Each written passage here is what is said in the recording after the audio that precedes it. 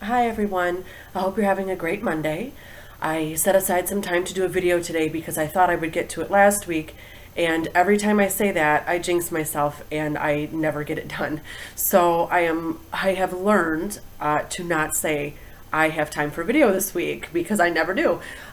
So I wanted to talk today about an idea that someone brought up that I had actually mentioned before in a video that I didn't get to because I forgot about it. I forgot I mentioned it. And that was small things that you can be doing every day as a root worker, as a novice, as somebody who's new to root work or hoodoo, somebody who's just beginning on the path or just discovering these things, just starting to read about them. Very simple steps that you can do every day that will begin to strengthen your path and strengthen your bond with your guides or spirits or ancestors that are around you. That's kind of a hard concept for people to get used to. So by taking these small steps that give you a tool to work with, it gives people the feeling that they are more in control and have something physically that they can use that gives them the ability to connect with these ideas. So I have a little list here in front of me, so if I'm looking down, that's what I'm doing. I'm reading my notes. So the first thing, which I think is completely overlooked, I really don't even know anybody who does it but me, is music first thing in the morning. If you are a coffee drinker or whatever and you want to get up and like read your news on Facebook and have your coffee in quiet, I totally get that. I'm not a coffee drinker. I am up, I make my kids lunches, I make my green smoothie, and I start answering emails immediately. And usually the first station that goes on is a station that I made. I went to Pandora. Pandora is free. You can obviously pay for it with no ads if you want to. I don't work for them, just so you know. So you type in what you want to listen to. I typed in Ogun one day and an Ogun station came up. I listened to that. You can type in Santeria, that will come up. You can type in Orisha, that will come up. You could just type in probably new age music or metaphysical music. Or if there is a specific artist or band that you connect with spiritually, put that on in the morning. That sets the entire foundation for the rest of your day, I promise. So it puts you in a good mood. It's instant connection. Even if you don't understand the music that if you look up like an Orisha station, it's going to be, this is going to be African music. So you're not going to understand it, but you don't have to understand it. I think when it comes to spirituality, we all can sort of understand the rhythms and the drumming. I think that's something that interconnects us. I think that's standard through everybody. I don't think you need to speak the language to be able to feel the sort of connection with spirit that you get through drumming and rhythm. So that's the first thing. Put some music on in the morning that is spiritually stimulating for you. Excuse me. The second thing is light some incense. Very, very simple thing. As you light your incense, this is a quick like number 3 here. As you light your incense, I light incense. I was taught that this practice is what carries our gratitude and carries our wishes and petitions up to the divine. So first thing in the morning, don't ask for something. Think of something you're grateful for.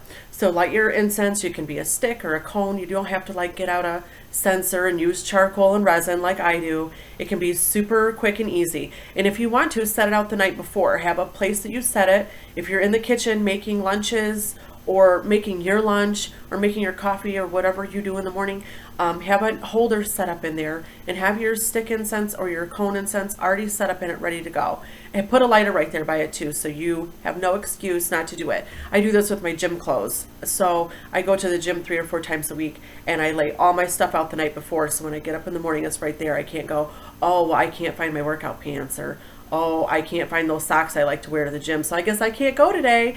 So people make a lot of excuses. So don't give yourself that room, because you don't really want to make excuses about this. You guys have tons of questions for me all the time. How can I incorporate this more into my life? Well, I'm telling you, but you have to take these little tiny steps. So light your incense and then give your thought of gratitude for the day. Number 3, think of something you're grateful for. Don't think about how your day sucks or about how it's Monday and you don't want to go to work, or, you know, your kids are annoying you, or, you know, you've ran out of your coffee creamer. Try to think of something you're grateful for. And it can be as simple as you woke up that morning. If you can't think of anything else in the entire world to be grateful for, you woke up today. So if that's the only thing you can think of, say that. So have that be your little affirmation for the day. Try to switch it up every day. Think of something new to be grateful for. So you're putting some effort into this, and you're seeking out things that you're happy about in your life. That opens an avenue of happiness for you. If you put that out there, I am grateful for this, I am happy about this, that is opening, and that's not closing. So you can receive more of that type of thing. It's a give and take. There's a spiritual flow about that type of stuff. Okay, 4th thing, put out a small cup of water. It doesn't have to be in a pretty glass. If you don't have a pretty glass, it can be I can put it in a Dixie cup for all I care. Put out a little bit of fresh water to honor your ancestors or your spirits or your guides or your dwelling spirits that are in your home. I live in a very old home. I'll probably get into this in another video. I live in a very old home. It's 109 years old, and I personally believe that there are dwelling spirits that were sort of there from the land that the home was built on, and also the people who lived there throughout it gave sort of a residual spiritual effect to the house.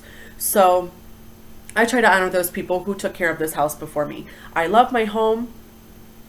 There are parts of it that are falling apart because it's old, but I still love it. I loved it since the day I laid eyes on it. That's why I bought it. So yeah, put out a glass of water for your ancestors and your guides. You could say a little thank you. You don't have to say anything. It's the act more than anything at this point. Get used to doing these acts in the morning.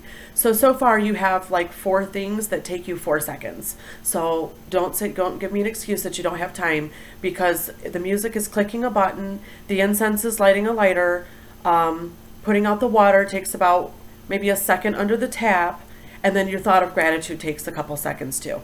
So you do have time for this. Light a candle if you have time. You're probably not going to have time for this in the morning, so I recommend this when you get home from work or school or whatever it is that you do all day. Or maybe right before bedtime, put it on your nightstand so it's right there ready, and you can burn it for, even if it's just a couple minutes before you go to bed. We use candles as a tool, as a metaphor and a symbolism, and also physically to light our path. That is something that is candle work is very important in this type of practice. That flame is symbolic of reaching your goals. It's symbolic of success. It's symbolic of your life. It's symbolic of the prosperity you want to come into your life. It's symbolic of warmth and friendship and family. Those are things you should think about when you're lighting your candle, and that's kind of an act of gratitude in itself, because as you're doing it, you could think about these things that you want it to light, or think about the things that it has already lit for you. This is kind of a hard one. You won't really get where I'm going with this, maybe some of you. So I have a 1-minute rule. Anything that I can get done in 1 minute, I do it. So if I see like a little pile of clutter around my house, or a surface that needs to be wiped, or I get like a quick thought, oh, I should light another stick of incense, or oh, I should light that one candle because I've thought about it 6 times. If anything you can do in a minute that has come into your head that you can take care of, that will make your life easier or enhance your spiritual practice, you should do it. Don't put it off. If you look at it and you saw it and you said, oh, I could do that right now, or I could take care of that right now, or I could clean up that little bit of clutter, do it. Because I'm a big believer that clutter, and don't get me wrong, I've got clutter in my house, okay? I have lots of stuff here.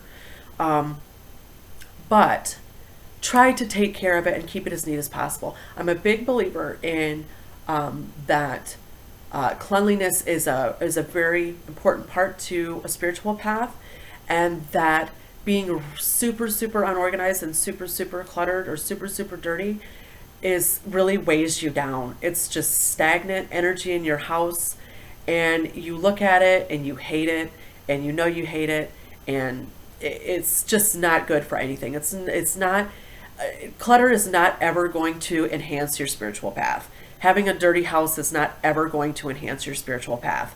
It's not, nobody feels good about that. So try to take care of the little things that you can take care of. And even if it's a big project, but you have like, you give yourself that 1 minute and you take care of 1 minute's worth of it, by the end of the week, it could be taken care of. So don't put things off. Don't procrastinate. Procrastinating is a bad habit. There are a lot of people who are really, really stuck on their spiritual paths are because they procrastinate about things. They don't look up the things that come into their mind. They don't write down the dream they had. They put off lighting that candle even though they know they should, and their spirit or their intuition or whatever you want to call it has called to them 10 times that they should probably be lighting a candle right now for whatever reason. Just do it. Don't put it off. If the thought comes into your head and you're led to do it, obviously, I believe that's divine intuition. I believe that's spirit speaking to us. So don't ignore that, because once you start to ignore it, just like with people, if they're trying to talk to you and you keep ignoring them, they're going to stop talking to you. So it's use it or lose it is what it comes down to. Let's see. As you're doing this, starting to do these little 1 minute rules and observing the intuition, things that your intuition is telling you, start to listen to them and identify them. So if the same thing keeps coming to your head, oh, I should light a green candle. Oh, I keep thinking about rainbows. I keep having dreams about doves. I keep thinking about I keep thinking about this certain herb. I keep thinking about mint. Write this stuff down. Don't procrastinate. Write it down. I can't live without these. I have Post-its right here.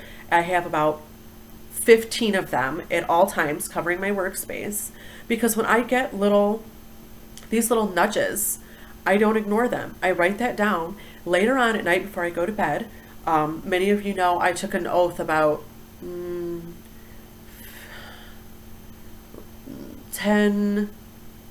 16 years ago to only read spiritual text and spiritual and religious related books. So before I go to bed at night, I spend 15 or 20 minutes reading about different religions or my own religion or whatever. I have tons of books. I buy books every month. Before you go to bed, do a little research on your laptop. If you haven't invested in any books yet, do a little research on your laptop. I don't recommend getting on the laptop before bedtime because research has showed us that that's not really good for our sleep patterns, but you'll get it worked out. Look up these things that you've written down, this same symbol that keeps coming up to you, or this same herb that keeps coming up to you. I can almost guarantee you 100%, if you look it up, it's going to have something to do with what's going on in your life right now. An issue that you're trying to overcome, maybe an issue that somebody you're really close to is trying to overcome, whatever. I can guarantee you it's going to relate to that. So that brings me to my next point is, and I'm probably going to stop here because there's a couple more points, but this is getting kind of long. Research. People ask me, well, how do you know what deity goes with what type of work? How do you know what saint goes with what type of work? How do you know what herb goes with what type of work? Well, I mean, I've been studying this for at least 20 years, and that's reading a book a week. I studied religion in college. You have to start looking up information if you want to educate yourself about this.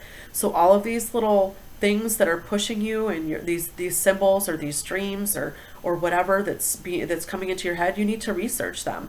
And you will be surprised. I have many stories like this. The same symbol keeps reoccurring in my life, and I look it up, and it leads me to a new Orisha or deity that I need to work with at that time that is perfect for my clients' cases at that time. It has happened to me dozens and dozens and dozens of times over my lifetime. These things they're connected, and you need to pay attention to them.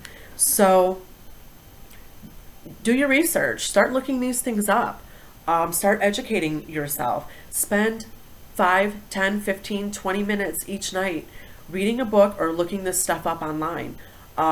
You may find, if you're online, you're going to find sites that are full of crap. Well, ignore those, whatever. But you have to start putting some effort into this. That is how you start to learn about these things, and you start to educate yourself, and you start to learn your correspondences. Your practice is going to be nothing if you don't learn your correspondences. And your correspondences for your work are the day, the time, the deity, the color, the herb, the gemstone that you use for a specific type of work. That's how you start to learn to write your own rituals and create your own workings, because you have basically created an index in your brain of every ingredient that you could need. And when you go to do a working, you tap into that index and you pull out all the stuff that you need to do it with. So education, that's what I try to do on my site. That's what I try to do with these videos. That's what I try to do on my Facebook page. That's what it's all about. A lot of it, yeah, trusting yourself, but in order to check yourself and check those feelings you're having or these symbols that you're getting, you need to educate yourself and follow through with it and start looking them up. So anyway, sorry this got long. I thought it would be short. I hope you all have a wonderful week, and thanks so much for watching the videos and sending in your ideas of things you would like to hear about. And yeah, I hope to talk to you soon. Bye.